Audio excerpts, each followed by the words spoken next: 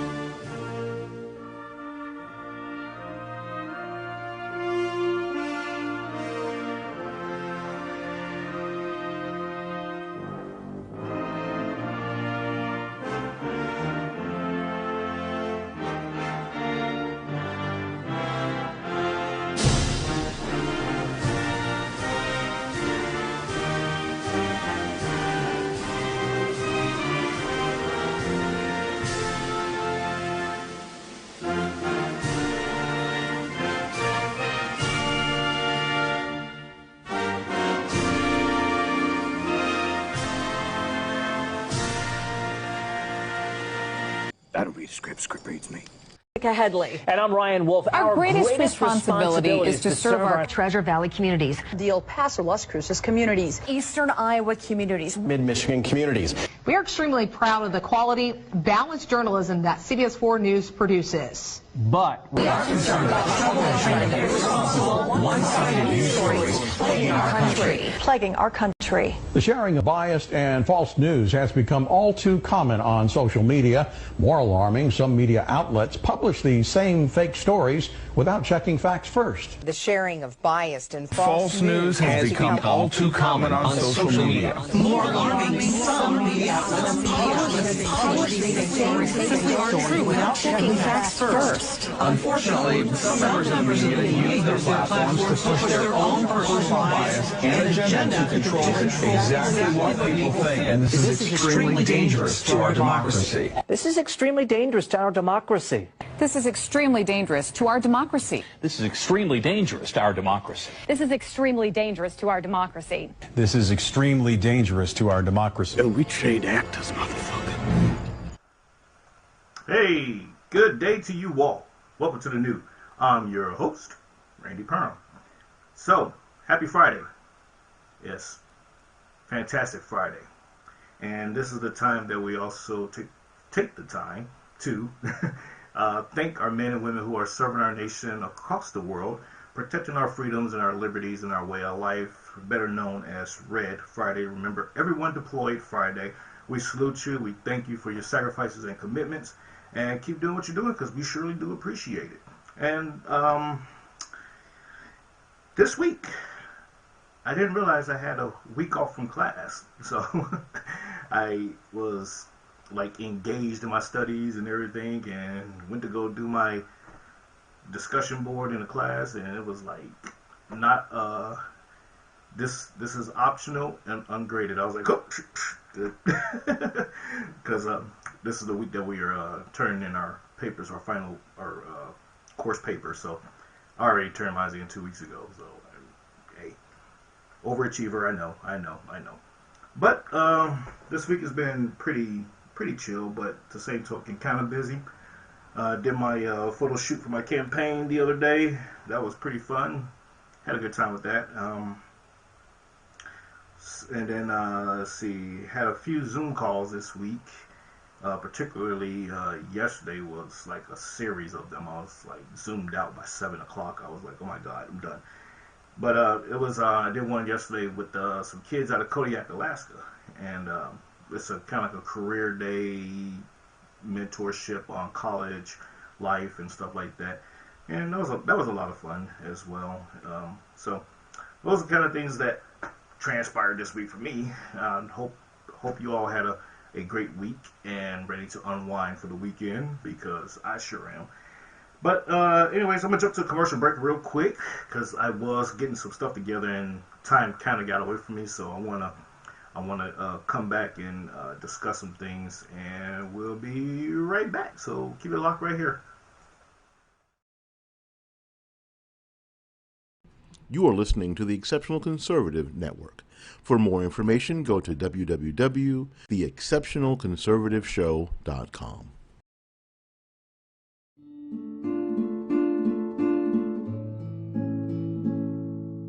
I wanted to hear your views on immigrants. What do you think about immigration in general in the United States? Well, I think, first of all, there's no such thing as an immigrant in general. I mean, there are some groups of immigrants who come to this country and add tremendously. There are others who come here and go on welfare. I think one of the sad things is people tend to talk about immigrants in the abstract. And there has never been a time in the history of the country when immigrants from different places were all the same.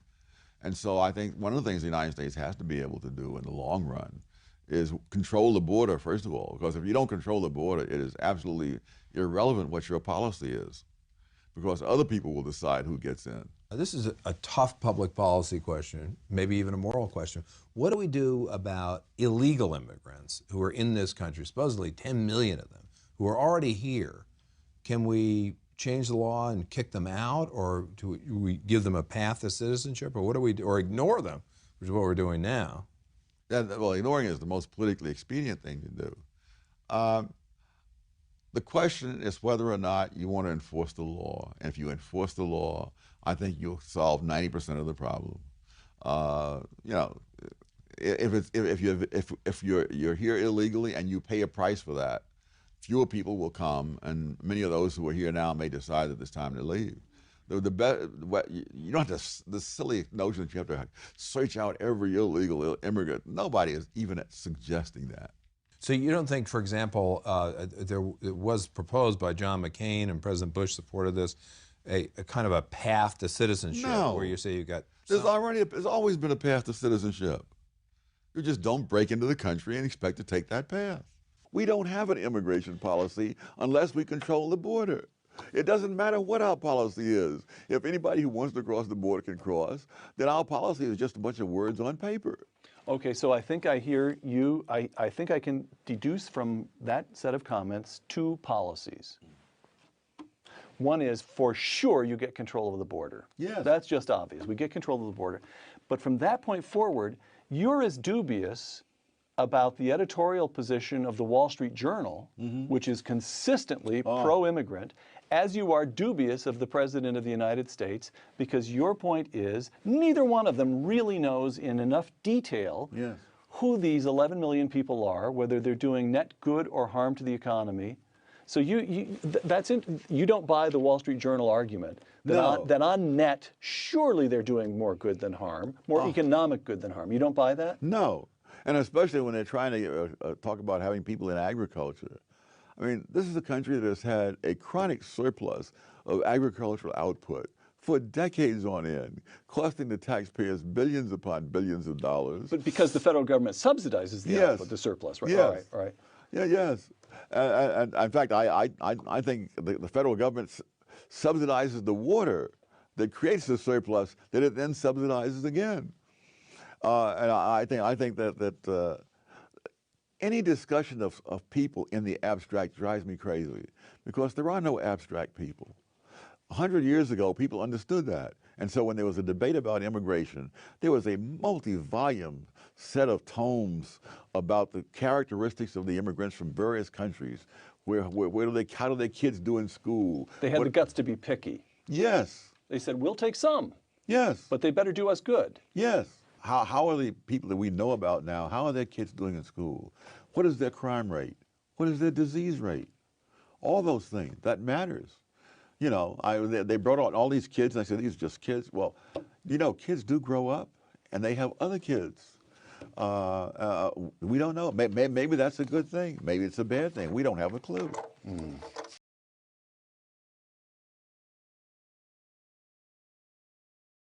You are listening to the Exceptional Conservative Network. For more information, go to www.theexceptionalconservativeshow.com. Hey, welcome back. Thomas Sowell. I love that guy. Like, if I can get like 5 minutes of a sit-down conversation with him, I'll be happy for the rest of my life, I think. But anyways, so like I said, I was still putting together some things because I wanted to touch base on something that I found to be of significant importance to discuss today. And but first up, let me get James O'Keefe. He is my new media hero. James O'Keefe of the Veritas Project. He had done a series of undercover interviews with members of CNN, of the management level, I should say, of CNN, exposing how they intentionally misled the public in efforts to get rid of Donald Trump. And I've been talking about this since 2015. You know, the negative coverage, the negative spins that CNN particularly and MSNBC was putting on about Donald Trump and about his presidency and everything else. It was orchestrating a way to shape the public opinion of the president without them doing their own fact finding first on their own. Just like in my opening of my show, Operation Mockingbird, how all the media outlets, they go into collusion to say the exact same things. So kudos to James O'Keefe on the work well done. But he has now been booted off of Twitter, and he's going to be filing a lawsuit against them on Monday, according to the article that he released. But they booted him from Twitter because they are accusing him of having multiple fake accounts spreading false information. Now, I don't know what to make of that, because at the end of the day, I have multiple social media platforms that I utilize, and I have my name, my one account on all of them. So I find it hard for people. I find it hard to believe that people have multiple accounts. I know one or two people that do, but that's just strictly on Facebook. When they get Facebook jailed and they switch over to the other account. I got that. But I mean, like, multiple accounts, multiple personalities sharing information. I find that hard to do and hard to believe. So I think Twitter was utilizing that as an excuse, as a mechanism to kick James O'Keefe off, because they too have been called out by his organization for similar practices surrounding the Hunter Biden story back in November. So, I mean, folks, you gotta open your eyes. You gotta wake up. You gotta say, you know what? Enough is enough. We need to start holding the media accountable for their actions, for the information they share, and most notably, James O'Keefe, the third series of this exposed CNN piece. The guy, I didn't get his name, didn't care. The guy, the director, he talks about how they utilize, you know, the Black Lives Matter mantra, utilize black people to pit, you know, created racial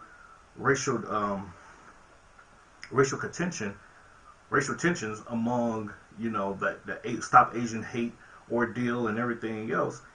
They talk about all this, and they're like, yeah, that's what we did. You know, this was, you know, we gin these stories up to, you know, get each other to pit against each other and create these national social narratives that are based on lies. So, folks, this is why I encourage you all to always tune in to TECNTV.com, because we bring you the unbiased truth. You know, it may seem like we're biased to a degree, but at the end of the day, it's truth no less. But anyways, enough of James O'Keefe and his ordeal. Like I said, I commend, I salute. Thank you for what you do. But more so, I want to focus for the next maybe 30 minutes on another national issue right now. And that issue is police brutality. Police shootings. I'm not going to say police brutality. Police shootings. And what stems around all of this. Now, this week there was two notable police shootings. Two notable ones. One got more media coverage than the other. And I'm going to tell you why.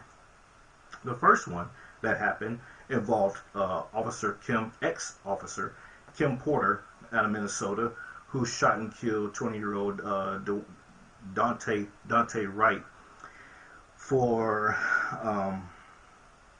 he was pulled over for had an outstanding warrant for his arrest. And in this incident, and I say incident because I would say that there may be some legitimacy there in the fact that it was an accident. But in this incident, we see, and if you haven't watched the video, folks, and I saw that a lot of commentary surrounding what went down, a lot of people didn't even see what happened. They just got angry because they heard white cop, black kid. That's all they heard. That's all they got. And they just went into an immediate uproar. But at the end of the day, folks, at the end of the day, ask yourself this question. Why is it that black people, I'm going to get into this in a minute, but I want to preface this segment with this question that so you can be thinking about this. Why do black people support or jump to the defense of criminals? Take a look.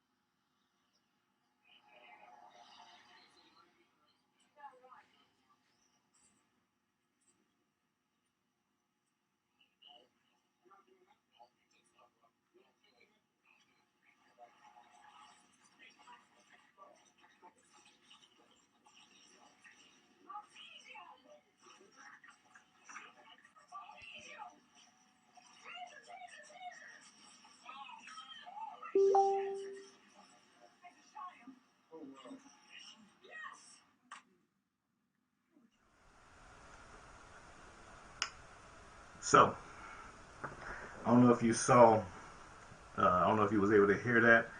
If not, doesn't matter because it was already played on the media so many times by now. But she yelled, taser, taser, taser, but she actually pulled out her sidearm and shot the young man. Now, here's my stance.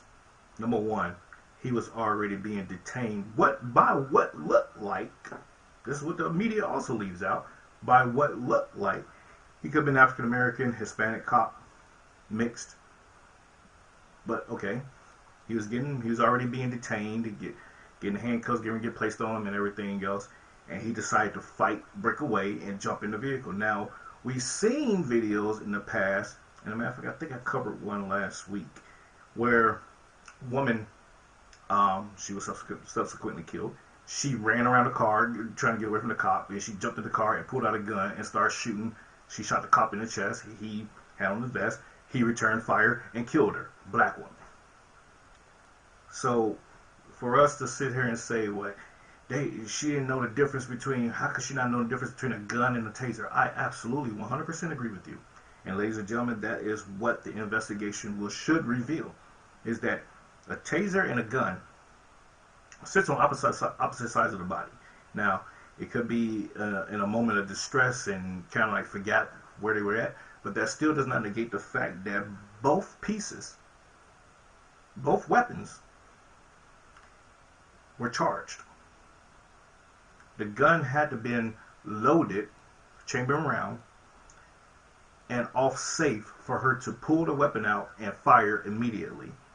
Versus a taser, you kind of have to charge it, depending, and deploy that.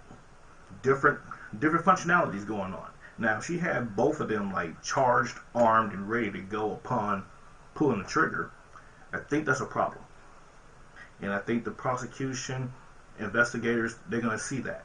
That how is it that you pulled out a firearm and you didn't remove the safety, or you didn't have to remove the safety and all that, and you already had a round loaded, and you pulled, like, there's like too many things, too many variables there for me, anyways. So she was charged with second-degree manslaughter, and that will be the correct charge.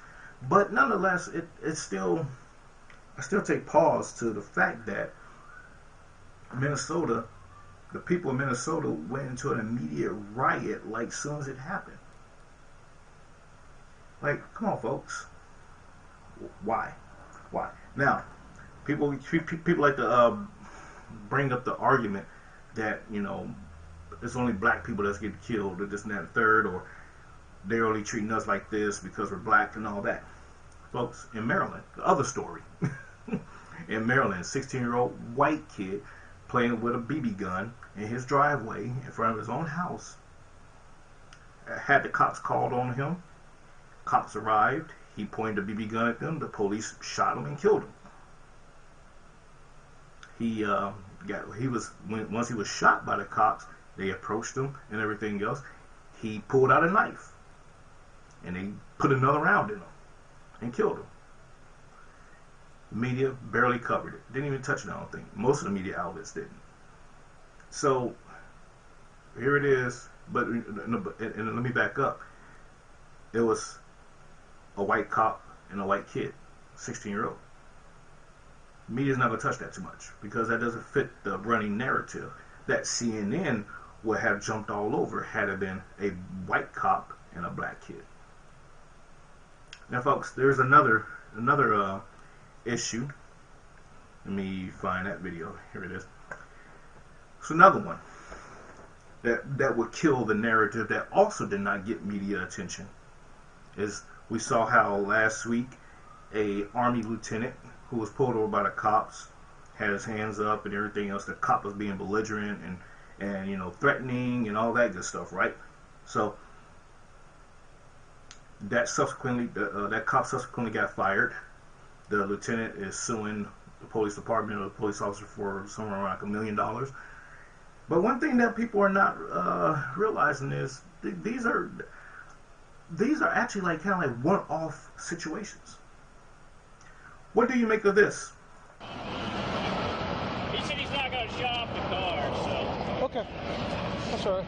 Just keep an eye on it. Just get the right foot. Just start.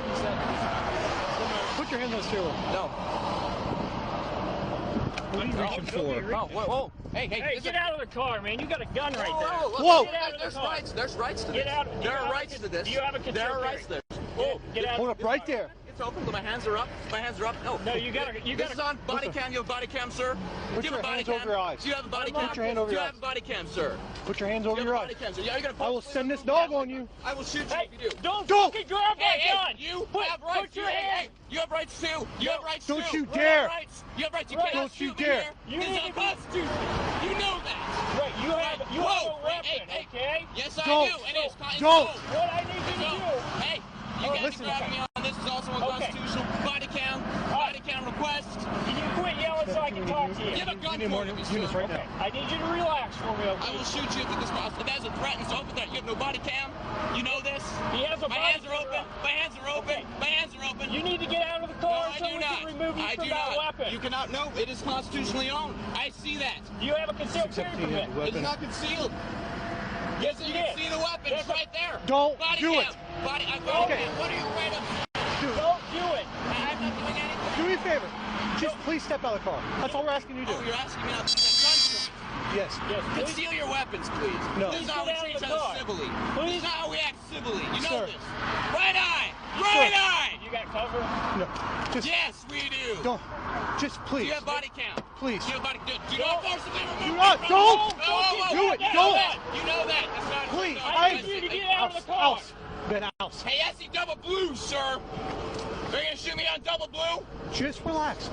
No, just relax. Just please get out of the car. There's rights to this. You know there are rights to this. Listen, we can figure this out. We can talk about this, okay? Oh, this is how you right feel now, about this. we can't talk about it with you not listening to us. We're not listening. You have first of the ground. All I'm asking you to do. You're violating my rights right now. Let go of me. You just put your hand on a gun, sir.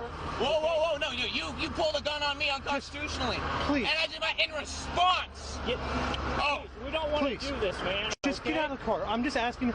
We'll get this figured out. Just come out and just get out of the car. You release me now. You can't do that. Release it. I have Second Amendment rights, David. Okay. Just get out of the car. Come on, come back here. We'll talk about it. Excuse me. This right here is the reason to defend myself, cast a doctrine. You know that. We'll get this figured out. Don't do it. Please. Just come on. Get out of the car, sir. Just get out of the car. Just step out. The gun's down. No, just step out. Just step out of the car. Just don't do it. Get out of the car. You're on double blue. You know what's going to happen, right? Just stop. You need to get out of the car. That's a lawful order. You're going to go to what, jail. A gunpoint? Oh, take me to jail then. Go ahead. Just come on. Now you're obstructing. I can't. No, you're obstructing. You're pointing a gun at me, sir. Right now my life's in threat. Okay. Well, we have. I don't see body cam on this, sir. I'm just going to drive away. I'm not going to bother anybody.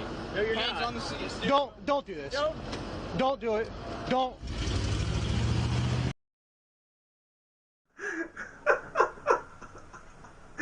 Oh man, folks, you can't make this stuff up.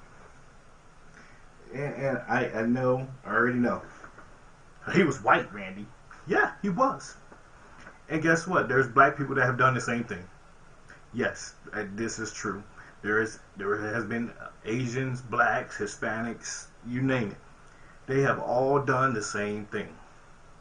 Now, here's the difference. These police officers were trying not to kill this guy because he was technically not posing a threat. He had a gun that was open and it was in plain view of the cops, but he was also being equally belligerent with them, and they knew this. So he identified that he was being recorded, so he utilized that to his advantage. Now, had that been a black person, would they have been killed? Likely. I'm not gonna lie. Likely. Because that situation would have been, the way they would have handled that situation would have been totally different. They would not have been screaming about constitutional rights. They would not have been screaming that they are illegally carrying it. They would have been like, just totally different. And we know this. We know this, folks. So let's not pretend like that, the situation would this whole situation would have went down the same, because technically it would not have. I acknowledge that. So that leads me to my next point. Why is it that we, in our culture, and when I say our culture, I would say both the American culture and the black culture, that we have this tendency, this propenity to be a little more extra when it comes to obeying law enforcement. Obeying authority, period. It don't even have to be relegated to law enforcement. Why is it that we accept criminality as our way of life, and that we should have impunity to when interacting with police when we're in the wrong? Why is this? Now you may say, well, that's not always true. That's not the case. And no, it is. We see this time and time again. Every time a criminal has been killed that happens to be black by a white cop or even a black cop, it could be a police officer, period, we automatically come to defense of the person that was killed. Automatically, without question. Now, I leave that as an open-ended question. Now, this guy in North Carolina this week also was killed by a Mexican drug cartel for attempting to rob them. Now, he's breaking the law, and he went in to try to rob a Mexican drug cartel. He was a high school teacher and a coach. Where's the rioting at for him? Where is, the let's go after, let's protest in his honor? So commentary came back yesterday. Oh, he knew better to try to rob a drug cartel. We ain't mess with that. No. So, okay. Why do it for those in the community that are breaking the law within your own community? Why come to that defense? See, folks, we have this really, really Confucius mindset of, supporting these kind of things. There's a couple of things I want to read to you real quick. One, like I said, going back to Thomas Sowell. Now, in this excerpt here that I'm going to read to you is from his book, Intelligence and Race. And it's noted, when Southern blacks started moving into northern states in the early 20th century in very large numbers, Northern blacks were concerned that their hard-won achievements would be undermined. They were correct. The Southerners were much more prone to criminal and antisocial behavior, and the white Northerners fled from the areas into which the Southern blacks moved. Reversing the long process of residential racial integration, Northern blacks shared the skin color of the Southern immigrants and suffered by association. Excuse me. An advertisement addressed to the black Southern newcomers in Chicago's Defender, a black-owned newspaper, in combination with the Urban League, provides evidence of the worry many Northern blacks felt about the situation. Don't use vile language in public places. Don't throw garbage in backyard or alleyways, or keep dirty front yards. Don't carry on loud conversations in streetcars and public places. Something similar happened when Eastern European Jewish immigrants started arriving. The culturally assimilated German Jews were horrified at the new immigrants' behavior and actively sought to improve their acculturation. Irish immigrants also tended to be violent, alcoholic, antisocial in their behavior, and disease-ridden, introducing cholera into the 19th century America where it was previously unknown. The Catholic Church took strong steps to counteract these tendencies and actually succeeded over generations. Thus, in all cases, Sowell points out, it is not a matter of perceptions or stereotypes. We have no reason for disbelieving the first-hand accounts of their neighbors. Other members of the same ethnic groups recognized the problems and took steps to correct them. Where do we go wrong at, ladies and gentlemen? And I say that because I just pulled up another study, in a sense. It's more of a study. Where do we go wrong at?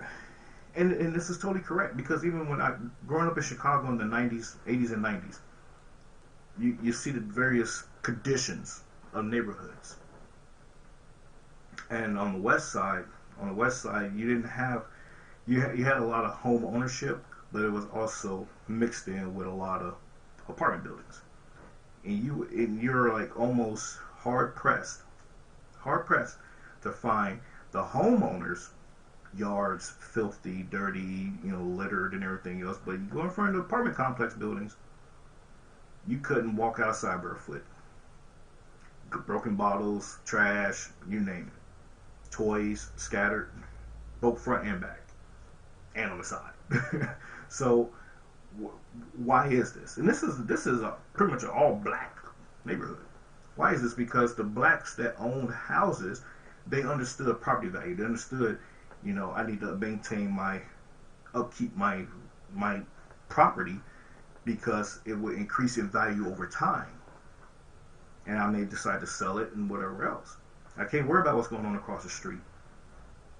This is the same concept that people have.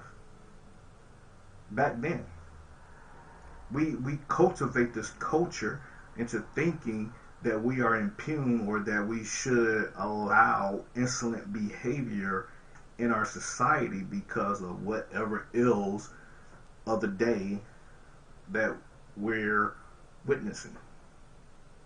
We could talk about pay gaps. We could talk about policing. The amount of police coming to your communities. We could talk about all kinds of things. You could talk about systemic racism, but that does not change. None of those factors play a part in reality. Play a part in how you conduct yourself. It doesn't. Everything that we do is by choice, is by a decision-making process, folks. And I always say, you are a product of your decisions, not your circumstances. You can't sit here and say, oh, well, I didn't eat last night, so I decided to go steal some food. You didn't ask your neighbor, could you get something to eat? You decided. Well, my daddy, you know, he never came around, so I decided to go join a gang. You decided. Could have went to the Boys and Girls Club. Could have talked to your teachers at school. See, folks, once everything that derives into, or devolves, I should say, devolving into some kind of criminal activity or some kind of insolent behavior, some kind of antisocial behavior, evolves from or stems from decisions, our culture. We look at, you can take it, you can turn to looking at rap music, the music industry period, actually. You can look at the dichotomies that's going on here. We have different genres of music talking about different things, but when you're almost hard pressed to find clean, wholesome black music outside of gospel and R&B to a degree. R&B music kind of promotes sexuality, you know, promiscuity. I was looking for the word. Promiscuity. Then you have rap music that's talking about drugs, gangs, and violence. So then you got country music that's talking about, you know, the dog and going fishing and the wife leaving them and drinking beer. You know, we got two different things going on here in the world. So then we need to change our culture, folks. You know, when I say our culture, our mindset with that culture, within that culture, I should say. White Americans are more punitive than people of color. Whites are more punitive than blacks and Hispanics, even though they experience less crime. For example, while the majority of whites supported the death penalty for some convicted of murder in 2013, half of Hispanics and majority of blacks opposed this punishment. Compared to blacks, whites are also more likely to support 3 strikes and you're out laws, to describe the courts as not harsh enough, and to endorse trying youth as adults. And yet, blacks and Hispanics are far more likely than whites to be victims of violent and property crimes. Whites misjudge how much crime is committed by African Americans and Latinos. Watch this. White Americans overestimate the proportion of crime committed by people of color and associate people of color with criminality. For example, white respondents in a 2010 survey overestimated the actual share of burglaries, illegal drug sales, and juvenile crimes committed by African Americans by 20 to 30%. In addition, implicit bias research has uncovered widespread and deep-seated tendencies among whites, including criminal justice practitioners, to associate blacks and Latinos with criminality. Why is this? Why? I'm going to tell you why. Media crime coverage fuels racial perceptions of crime. Many media outlets reinforce the public's racial misconceptions about crime by presenting African Americans and Latinos differently than whites. Both quantitatively and qualitatively, television news programs and newspapers overrepresent racial minorities as crime suspects and whites as crime victims. Remember my opening segment about CNN? Black and Latino suspects are also more likely than whites to be presented in a non-individualized and threatening way, unarmed and in police custody. Folks, wake up. Wake up, wake up, wake up, wake up. It is what it is.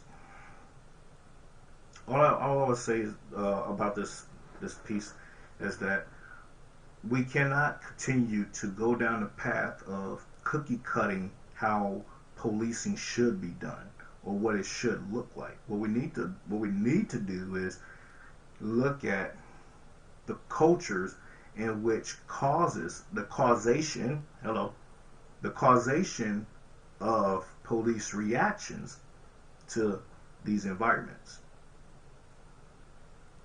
it's quite simple. We sit here and say that, you know, white cops, you know, or the police, they go into a white neighborhood, you know, they cruise through and people get arrested, they don't, you know, put up a fight. That's not always true. Those people also get killed, depending on what the crime is. But they also are taught to approach ethnicities a certain way or treat them a certain way. Look it up. You don't have to believe me. Because each ethnic group that's in the world, that's in the United States, they respond differently to authority. They react differently to authority. We see this evidently clear. Black people have a higher propensity to support the criminal in an engagement with police, although they may be the ones that call the police. What? Yes.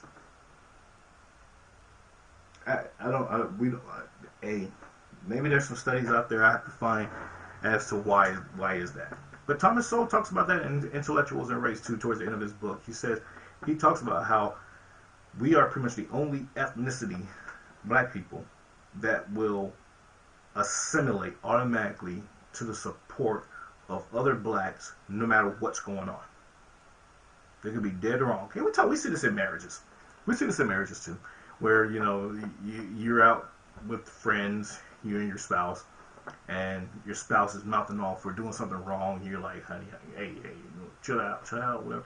And they're like, yeah, you don't be doing that. So you automatically jump to her defense or his defense, and you support right then and there what's going on. But then when you get in the car, you're like, you know, you messed up. That was wrong what you did. I would say we need to stop that. We need to stop condoning that kind of behavior, that kind of relationship. I would say that. Why? Because it makes them feel like it's okay to do it every time, because somebody's going to because you are going to come to their defense every time they do it, although they may be chastised in private. If you chastise them in public, they'll be less likely to act a fool with you in the public eye. Folks, we'll be right back.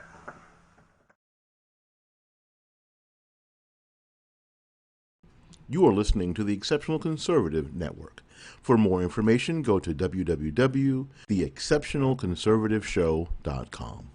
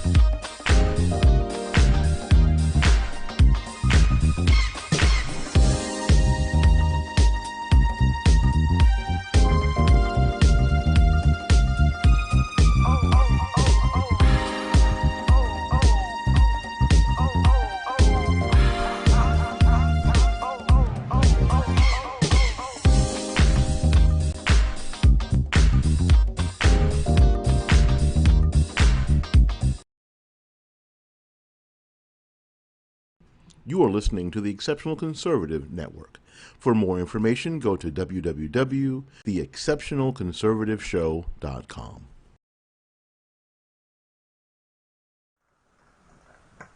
Hey, welcome back. So, our lovely Congress, the United States House of Representatives, passed a series of bills this week. And they are taking full advantage, rightfully so, they're taking full advantage of their slim majority in the House and their non-majority, really, in the Senate. But they're leveraging this opportunity to ram and cram through as many radical policies that they can. Now, of note, HB 40, HB for House Bill 40 was the study on reparations commission bill. That passed out of committee finally and will be brought to the floor for passage, for debate and subsequent passage. Now, you may say, that's a good thing. Yeah, reparations, yeah. Well, okay, sure. There's going to be a commission to study the effects and how they're going to pursue trying to give reparations to black people.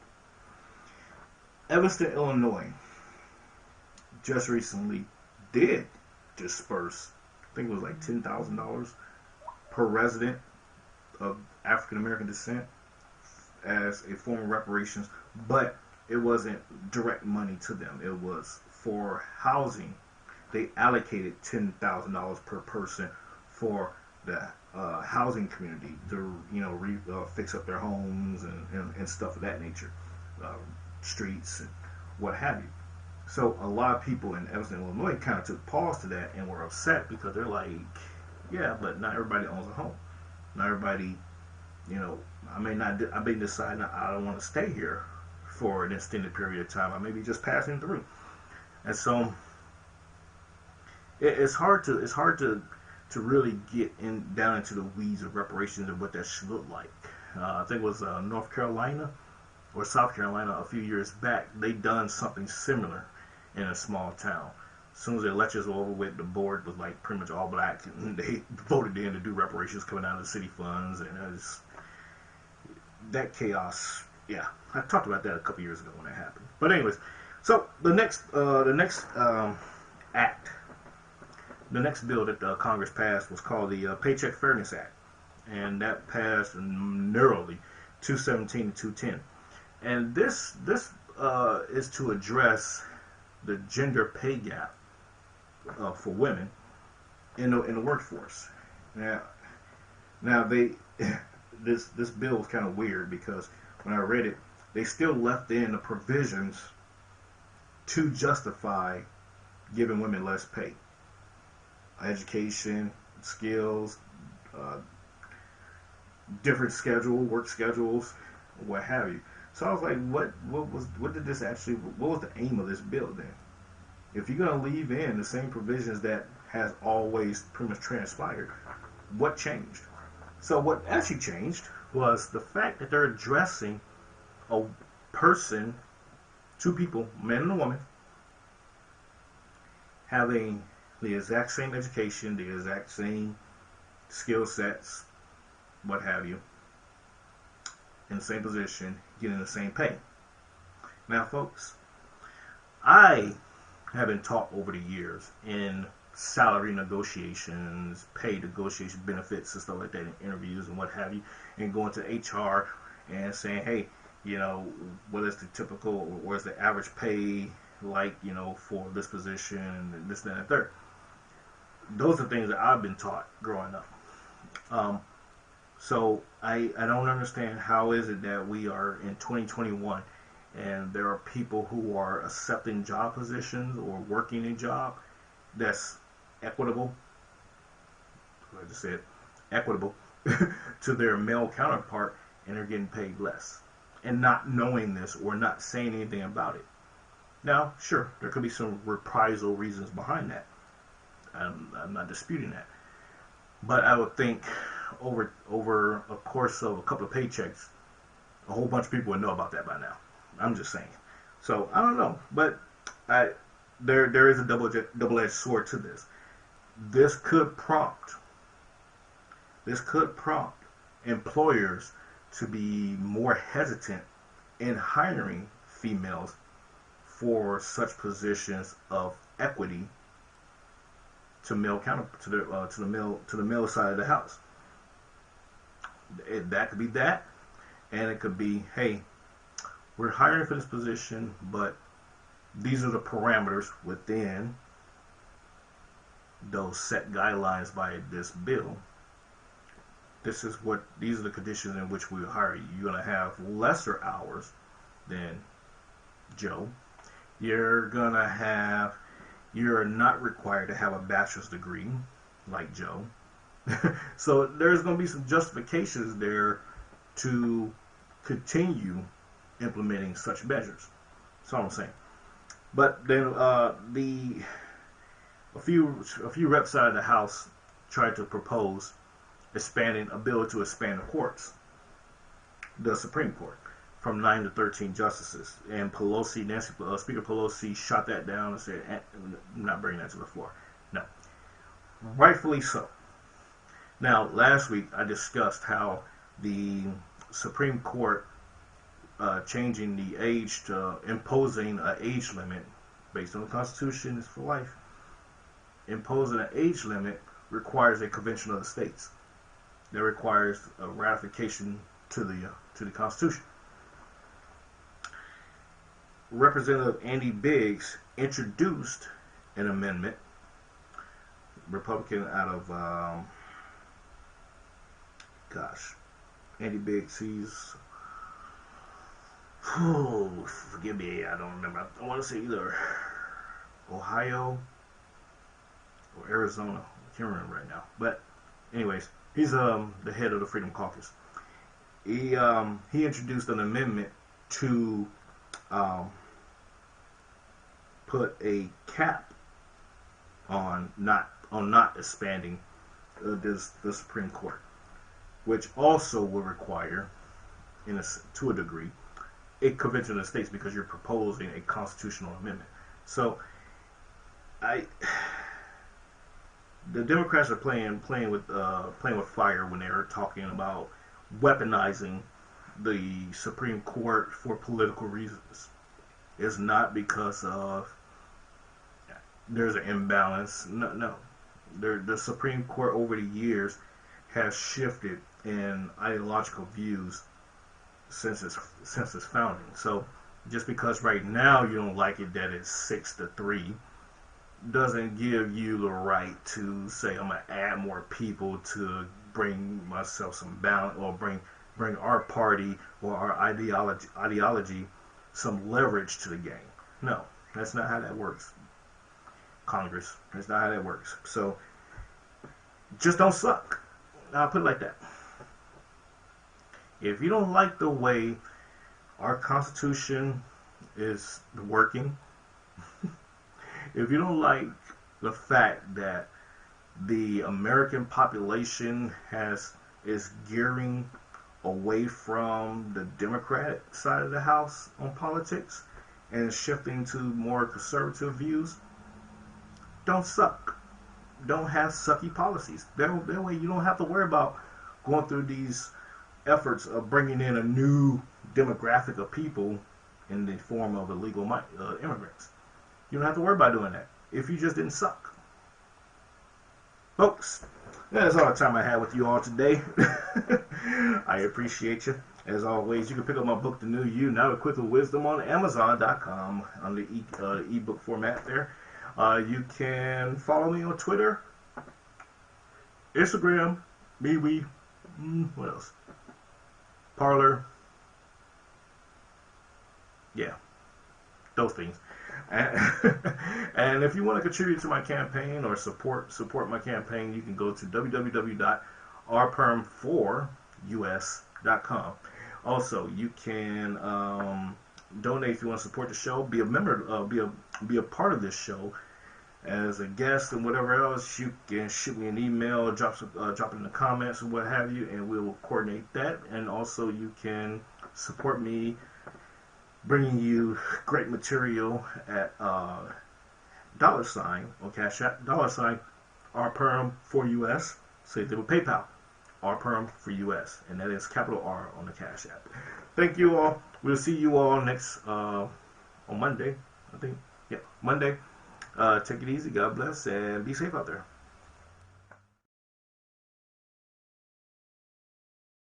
You are listening to the Exceptional Conservative Network. For more information, go to www.theexceptionalconservativeshow.com.